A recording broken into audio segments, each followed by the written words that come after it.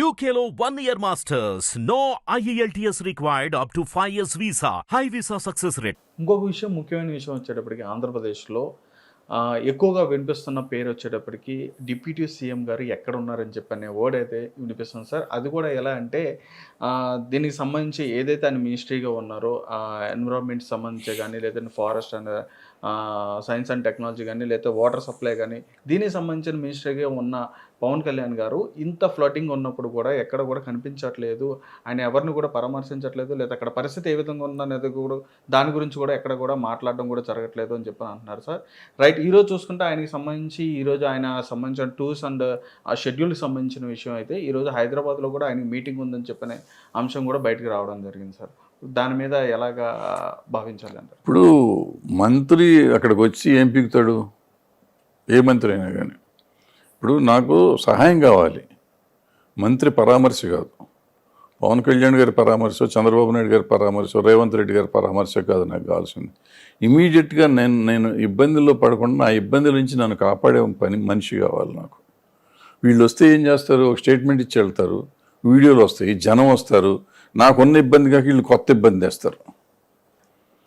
And ఇప్పుడు పవన్ కళ్యాణ్ గారు ఇంత వరదల్లో కూడా పిచ్చి జనం ఉన్నారు ఆ దేశంలో. ఆయన అక్కడికి వెళ్తే మీద పడిపోతుంటారు. ఆ నీళ్ళలో పడి ఏదన్నా అయిందంటే మళ్ళీ ఎదుగు పవన్ కళ్యాణ్ వచ్చాడు, జనం చచ్చిపోయారు అంటారు. అందుకని వెళ్లకుండా ఉంటే కరెక్ట్ నా ఉద్దేశంలో. ఒక పాయింట్. రెండో పాయింట్, నేను అసలు అగైనెస్ట్, ఏ మంత్రి అయినా వెళ్ళటం అగైనెస్ట్. వీళ్ళు వస్తే 10 కార్లు, 3 హెలికాప్టర్లు, మన డబ్బులు బొక్క వచ్చి జనం అంతా వచ్చి ఆ జనక సెక్యూరిటీ వాళ్ళు దానికి ఈ సెక్యూరిటీ దీనికోసం బోట్లు పడిపోతాడేమో, ఉంటాడో పెడతాడో దీన్ని కాపలా కాసేవాళ్ళు 10-100 మంది. ఇంత డబ్బులు వేస్ట్ చేసే బదులు అదే డబ్బు ఒక మంత్రి వెళ్తే ఎన్ని లక్షలకు అవుతుంది, ఆ లక్షల రూపాయలు జనానికి ఇస్తే సాయం అవుతుంది అనేది నా పాయింట్. వీళ్ళు ఎల్లకర్లా మానిటర్ చేసి ఇప్పుడు ఏంటంటే టెక్నాలజీ వచ్చింది, ఎక్కడ ఏ మారుమూల జరుగుతున్నదైనా కానీ మనం చూడొచ్చు.